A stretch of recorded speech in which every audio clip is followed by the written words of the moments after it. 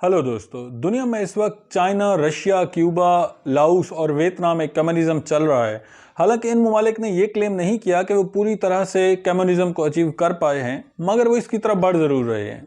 इससे पहले पूरी दुनिया में कैपिटलिज्म यानी सरमायादारी निज़ाम चल रहा था और फिर इस सरमायादारी निज़ाम के खिलाफ एक शख्स खड़ा हुआ जिसने पूरी दुनिया पर अपनी गहरी छाप छोड़ी। हमारे बहुत सारे फ्रीडम फाइटर्स जैसा कि सरदार भगत सिंह, सुखदेव और चंद्रशेखर आज़ाद इस शख्स को अपना आइडियल मानते थे, और हमारे कौमी शायर अल्लामा मोहम्मद इकबाल भी इससे बहुत ज़्यादा मुतासिर थे, और उनके बहुत सारे अशार भी ये शो करते हैं कि वो इनसे कितने इंस्पायर्ड थे। ये शख्स ग्रीक मैथोलॉजी के एक हीरो प्रोमीथियस को अपना आइडियल मानता था।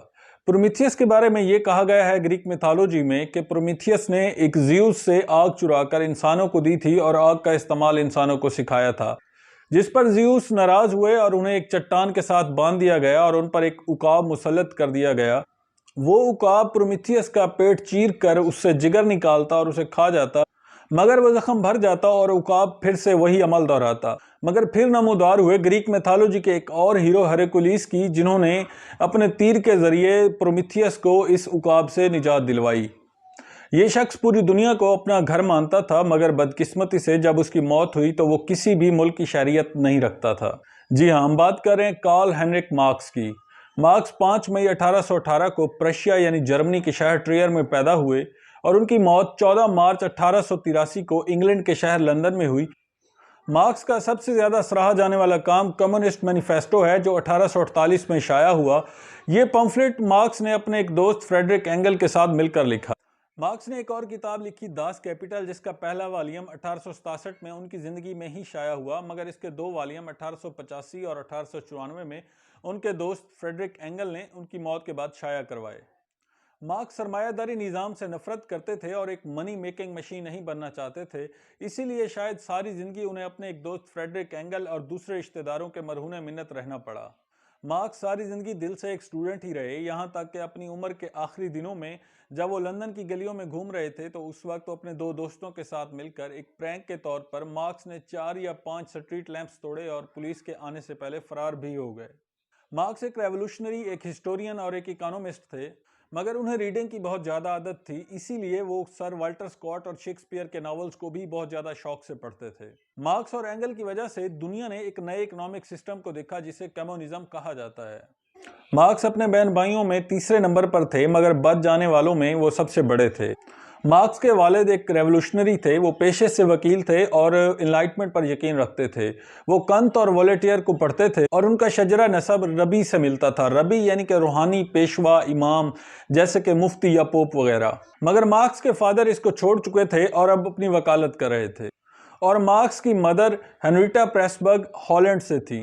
कार्ल मार्क्स के माँ बाप यहूदी थे, मगर मार्क्स के पैदा होने से कुछ दिन पहले प्रशिया में एक कानून पास हुआ जिसमें यहूदियों से पब्लिक ऑफिस होल्ड करने का हक छीन लिया गया। ये प्रोफेशनल कैरियर के लिए बहुत ज़्यादा ख़तरनाक था, इसीलिए मार्क्स के वालिद ने खुद को क्रिश्चियनिटी में कन्वर्ट कर लिया। मगर उसमें भी एक प्रॉब्लम यह हुई कि उन्होंने प्रोटेस्टेंट क्रिश्चियनिटी में कन्वर्ट किया, हालांकि उस वक्त प्रशिया में कैथोलिक क्रिश्चियंस मेजॉरिटी में थे। मार्क्स जब 6 साल के हुए तो उन्हें भी क्रिश्चियनिटी में कन्वर्ट करवाया गया। यहूदी शजरा नसब होने की वजह से मार्क्स को बहुत ज़्यादा डिस्क्रिमिनेशन और तासुब देखना पड़ा, जिसकी वजह से मार्क्स मजबूर हुए सोसाइटी में एक मजहब के किरदार को ऑब्जर्व करने के लिए और सोशल चेंज ले आने की कोशिश। मार्क्स की इब्तदाई तालीम उनके घर में ही हुई और उन्हें 1830 में ट्रायर हाई स्कूल में एडमिशन करवाया गया। 1789 में फ्रांस में एक फ्रेंच रेवोल्यूशन आया था जिसकी वेव्स पूरे यूरोप में चल रही थी, और जिस वजह से इस ट्रायर हाई स्कूल पर भी पुलिस सर्वेलेंस हर वक्त रहती थी, क्योंकि स्कूल पर भी ये शक था कि यहाँ लिबरलिस्ट टीचर्स और स्टूडेंट्स रहते हैं। मार्क्स के वालिद यहूदी शजर नसब होने की वजह से मार्क्स के बारे में बहुत ज़्यादा फिक्रमंद रहते थे, इसीलिए उन्हें यहाँ से निकालकर यूनिवर्सिटी ऑफ बोन में एडमिशन कराया गया। मार्क्स ने 1835 में यूनिवर्सिटी ऑफ बोन में अपना मैट्रिकुलेशन मुकम्मल किया, जिसमें उन्होंने ग्रीक मैथोलॉजी और रोमन मैथोलॉजी को पढ़ा। मगर मार्क्स भी कोई शरीफ बच्चे नहीं थे, वो एक झगड़ालू नेचर के इंसान थे और उन्होंने एक डुएल भी लड़ा। डुएल 2 लोगों की लड़ाई होती है जो किसी एक की जान लेने के बाद ही ख़त्म होती है। ये लड़ाइयाँ आपने हॉलीवुड मूवीज़ में आम देखी होंगी, मगर खुशकिस्मती से यहाँ पुलिस ने इंटरवीन किया और ये डुएल किसी की जान लिए बगैर ख़त्म हो गया और मार्क्स ने सर्वाइव किया। مارکس اسی طرح کے ایک جھگڑالو گروپ ٹیورن کلب کے صدر بھی بنے اور ایک پوئٹ کلب بھی جوائن کیا جس کے بہت سارے ممبر پولیٹیکل ایکٹیوسٹ بھی. سیاسی طور پر باغی ہونا یونیورسٹی آف بون کا ایک عام کلچر تھا، یہاں تک کہ ایک دفعہ فرینکفرٹ میں ایک فیڈرل ڈائٹ کے سیشن کو ڈسرپٹ کرنے پر بہت سارے اسٹوڈنٹس کو یونیورسٹی سے ایکسپیل بھی کر دیا گیا اور بہت ساروں کو اریسٹ بھی کر دیا گیا. مارکس نے ایک سال بعد یونیورسٹی آف بون چھوڑ دیا اور 1836 میں یونیورسٹی آف برلن میں لا اور فلسفی پڑھنے آ گئے. حالانکہ ان کا لا میں کوئی بہت زیادہ انٹرسٹ نہیں تھا اور ان کے رزلٹ میں بہت برے نمبر آئے.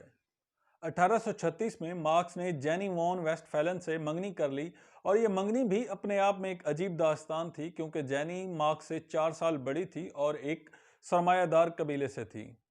حالانکہ جینی کے رشتہ دار مارکس کو بہت زیادہ پسند نہیں کرتے تھے، مگر جینی کے father Ludwig von Westphalen Marx کے بہت اچھے دوست تھے اور مارکس نے اپنا پی ایچ ڈی کا تھیسس بھی انہی کو ڈیڈیکیٹ کیا تھا. یونیورسٹی آف برلن میں ایڈمیشن لینے کے بعد مارکس کا تعارف ہوا ہیگل سے اور ینگ ہیگیلین سے.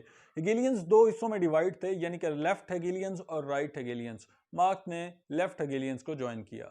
حالانکہ مارکس ہیگل کی ڈائلیکٹیکل کی تھیوری سے اختلاف رکھتے تھے، مگر چونکہ یہ ریولوشنری اسٹوڈنٹس ہیگل سے بہت زیادہ متاثر تھے، اسی لیے اس پریشر میں آ کر مارکس نے ایک سوسائٹی بھی جوائن کی جس کا نام تھا ڈاکٹرز کلب.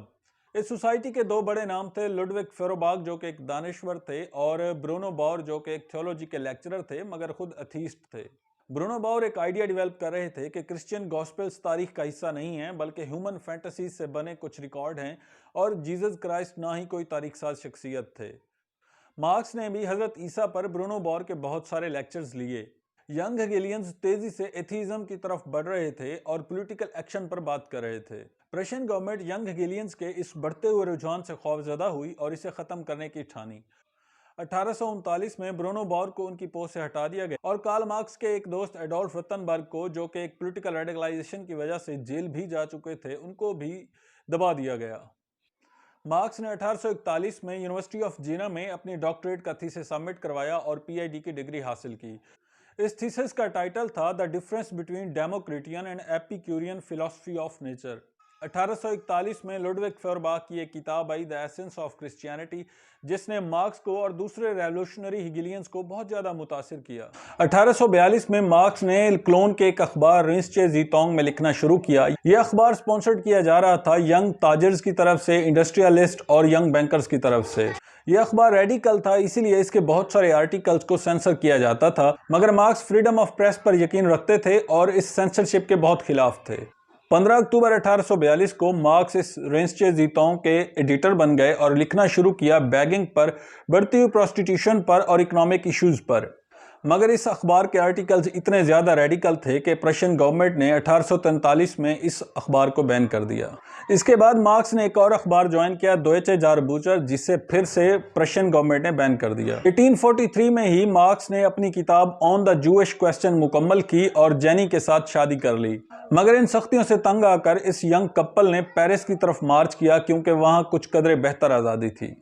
مارکس نے فرانس کے ایک اخبار دوئچے فرانزسکا زاربوچر میں لکھنا شروع کیا، مگر پرشین اتھارٹیز کو یہ بھی پسند نہیں آیا اور پرشین اتھارٹیز کے کہنے پر ہی فرانس نے اس اخبار کو بھی بین کر دیا. 1844 میں مارکس کی ملاقات ہوئی پیرس میں فریڈرک اینگل سے جو بہت ہی یادگار ثابت ہوئی. دراصل 1844 میں ہی اینگل کی ایک کتاب شائع ہوئی، conditions of the working class in England 1844. یہ کتاب ورکنگ کلاس پر تھی جسے پڑھ کر مارکس بہت زیادہ متاثر ہوئے اور فریڈرک اینگل سے دوستی کر لی. مارکس نے جب ایک اور اخبار وار واٹس میں لکھنا شروع کیا تو اس بار انہیں فرانس سے جلا وطن کر دیا گیا، مگر جانے سے پہلے مارکس کو یہ حلفیہ بیان دینا پڑا کہ وہ کسی بھی قسم کی تجزیہ نگاری نہیں کریں گے. اس کے بعد مارکس نے رخ کیا بیلجیم کے شہر برسلز کا، جہاں ان کی ملاقات ہوئی موزز ہیس سے، کارل ہائنزن سے اور جوزف ویڈمائر سے. اینگل بھی ان کے پیچھے برسلز آ گئے اور یہاں مل کر ان دونوں نے کتاب لکھی دا ہولی فیملی. پھر اس کے بعد 1846 میں مارکس اور اینگل نے ایک اور کتاب لکھی دا جرمن آئیڈیالوجی، جسے کوئی پبلشر نہیں ملا اور بعد میں وہ 1932 میں شائع ہوئی. 1846 میں ایک کتاب آئی دا فلسفی آف پاورٹی جو لکھی تھی پیری جوزف پراؤدن نے. یہ کتاب انارکسٹ نظریات پر مبنی تھی. مارکس نے ان نظریات سے اختلاف کیا اور 1847 میں ایک کتاب لکھی دا پاورٹی آف فلسفی. پراؤدن کا ماننا تھا کہ اکنامک سسٹم یہی رہنے دیا جائے اور اس میں سے کمپٹیشن اور مناپلی کو ختم کر دیا جائے، جبکہ مارکس کا ماننا تھا کہ یہ طبقاتی جنگ ہے، یہ ختم نہیں ہو سکتی، یہ اکنامک سسٹم ہی بدلنا پڑے گا. 1845 میں مارکس کی ایک کتاب آئی تھیسز آن فیورباخ، جس میں مارکس نے ڈائلیکٹیکل میٹیریلزم کو پوری طرح سے واضح کیا۔ اس کتاب میں ایک مشہور لائن تھی کہ دانشوروں نے تو صرف دنیا کی تشریح کی ہے، مقصد تو دنیا کو تبدیل کرنا تھا۔ مارکس نے جب اخبار وارواٹس میں لکھنا شروع کیا تھا تو اس اخبار کو نکالنے والی تنظیم کا نام تھا revolutionary socialist league of the just, جسے بعد میں تبدیل کر کے جس کا نام کمیونسٹ لیگ رکھ دیا گیا۔ اس لیگ کا مینیفیسٹو لکھنے کا کام مارکس کو دیا گیا۔